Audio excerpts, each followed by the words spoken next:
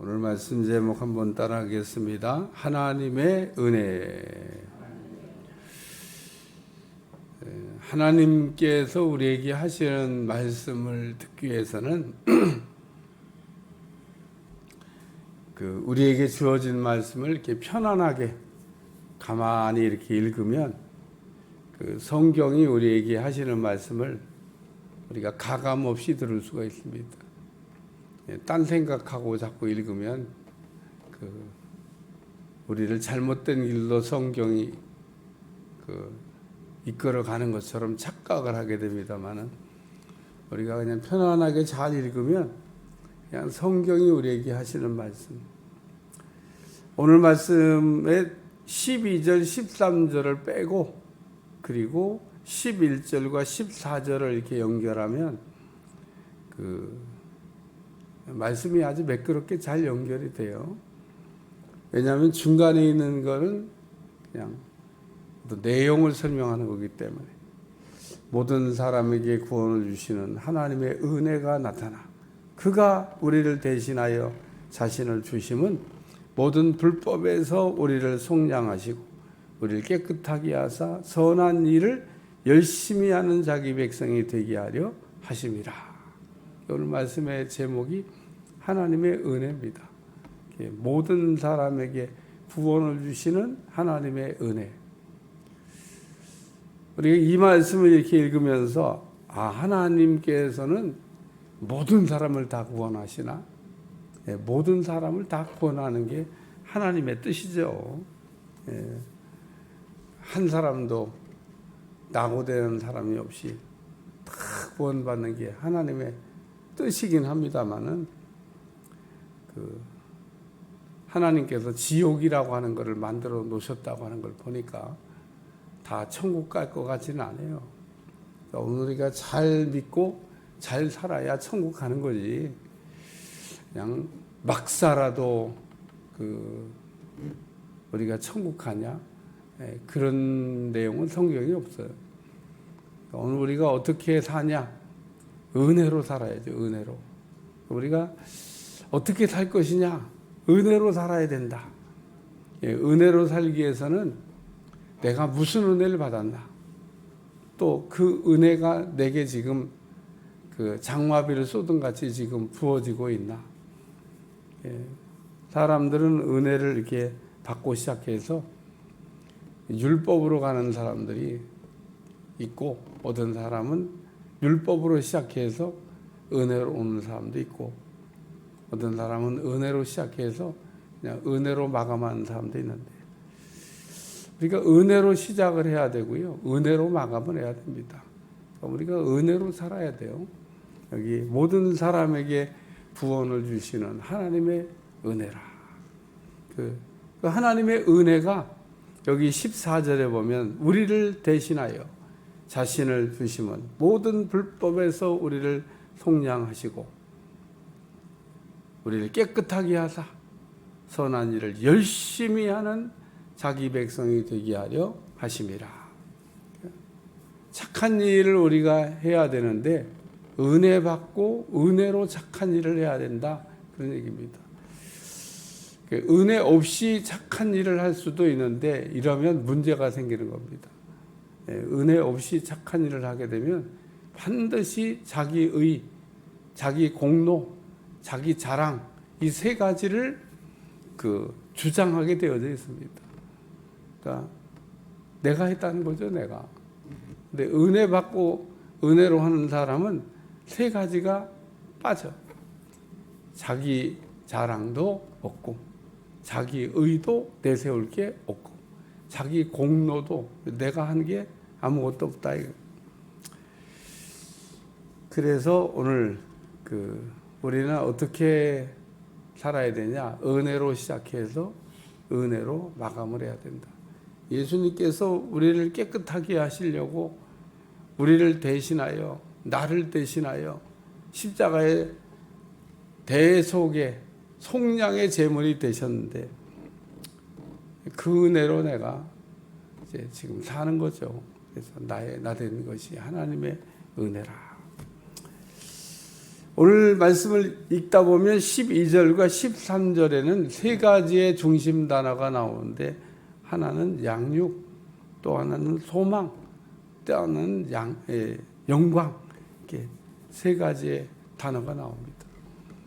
하나님께서 은혜로 우리를 이렇게 구원해 주셨는데 우리가 양육을 잘 받아가면서 이 땅에서 살아야 된다, 그런 겁니다.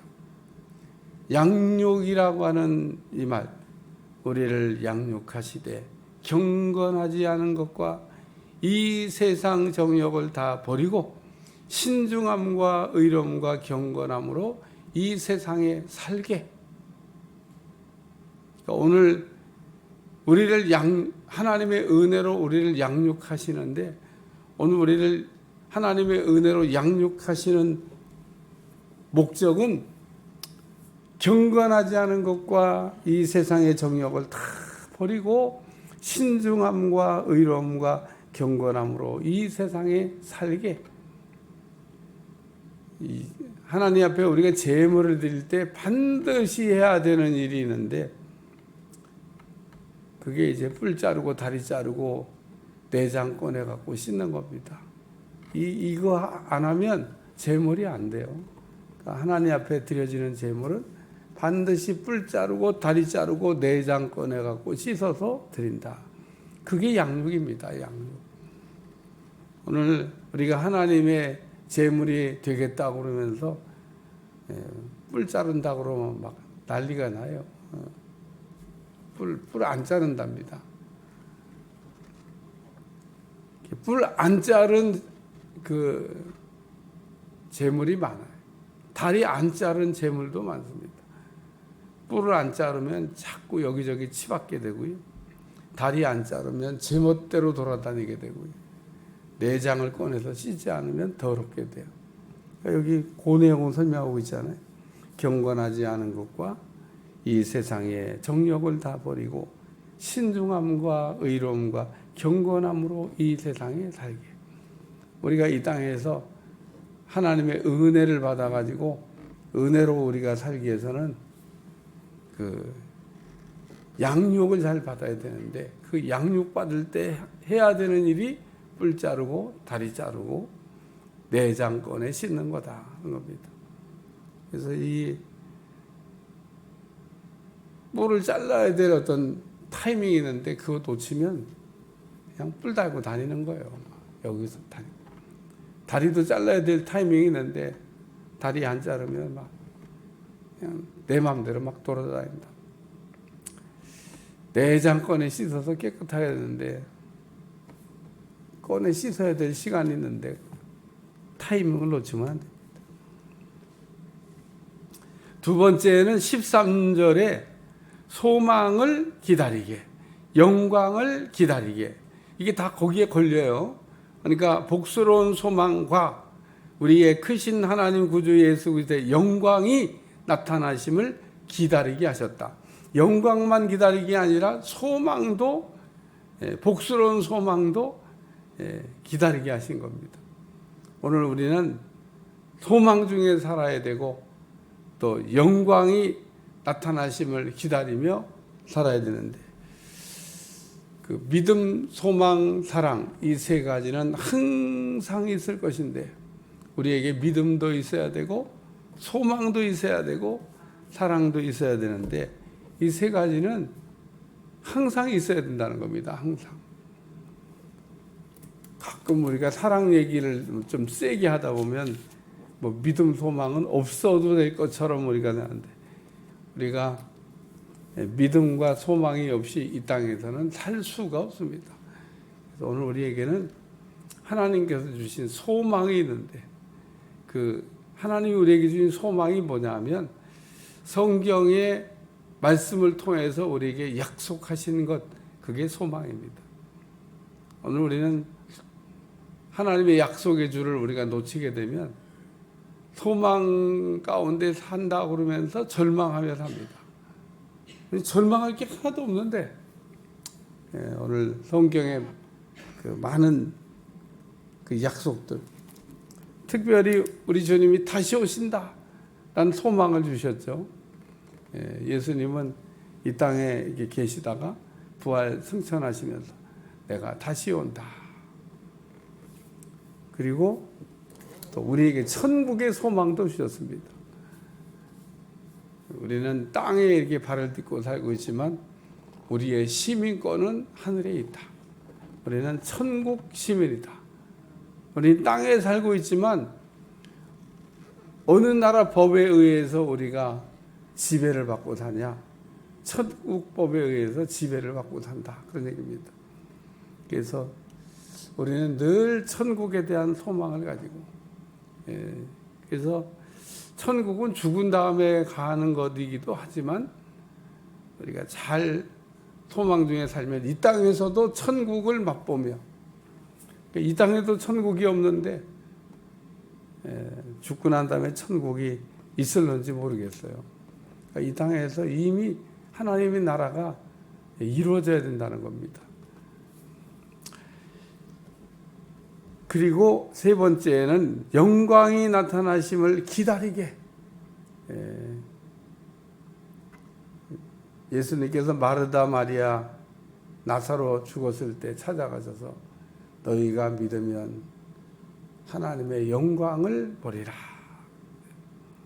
오늘 우리가 하나님께서 우리 삶에 이렇게 빛으로 나타나는 것을 우리가 보면서 살아가는 여러분들이 되시기를 위해 축원합니다. 우리 주님이 영광 가운데 구약에는 영광이 이렇게 자주 이렇게 쓰여진다는데 신약에서는 잘 쓰여지지 않는, 구약에는 우리 하나의 영광의 모습으로, 빛의 모습으로 이렇게 나타나죠. 사람들이 볼 수가 없습니다. 그리고 그 빛 가운데 나타난 우리 주님을 봤던 사도행전 9장의 바울, 그냥 보자마자 거꾸러졌어요. 당당하게 서가지고 이야 막. 오늘 우리 죄된 우리의 모습은 하나님의 영광이 나타나면 그냥 저절로 쓰러집니다. 저절로. 뭐 쓰러지라고 해 쓰러지는 게 아니고, 쓰러지고 싶어 쓰러지는 게 아니고, 그냥 하나님의 영광 가운데. 이사야도 보면 그 우시야 왕이 죽던에 하나님의 보좌가 열면서 영광 가운데 임하시는 하나님을 볼 때 그냥 납작 엎드려서 화로다 나는 망하였도다. 그리고 하나님을 봤는데 하나님이 보인 게 아니라 자기가 보였습니다. 오늘 영광이 우리 가운데 임하면 우리 자신의 모습이 분명하게 보여지게 되고, 또 이 영광이라고 하는 이 말은 하나님께서 부활이라고 하는 말로, 그 하나님의 영광이 어떻게 우리에게 나타났냐? 예수님께서 부활하심으로. 그 부활이라는 이 말은 죽어도 다시 산다는 뜻을 갖고 있는데, 우리가 죽어도 다시 산다고 하는 우리 주님의 승리하신 내용을 우리가 생각하면, 우리도 이 땅에서 나사로가 죽었다고 슬퍼하는 가정에 가서 내가 믿으면 하나님의 영광을 보리라, 다시 살아나는 것을 보게 될 거라고 하는 말씀입니다. 오늘도 부활 신앙으로 우리가 살게 되면 죽어도 다시 사는 거고요, 살아서 우리가 믿으면 영원히 죽지 않는 것을 체험하게 하신 은혜, 그게 하나님의 영광입니다. 오늘도 우리의 삶에 어둠이 사라지고 하나님의 영광이 충만하게 임하는 역사가 일어날 수 있기를 주여 축원합니다.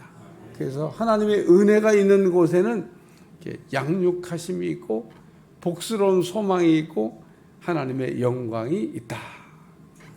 오늘 하나님의 은혜가 우리 가운데 떨어지지 않도록 날마다 지키는 여러분들이 되시기를 주여 축원합니다. 기도하겠습니다. 하나님, 오늘도 하나님의 은혜로 우리가 사는 건데 은혜를 잊어버리지 않도록 도와주시고, 하나님의 은혜가 우리 가운데 충만하게 임하도록 역사해 주옵소서. 감사하며 예수님의 이름으로 간절히 기도하옵나이다. 아멘.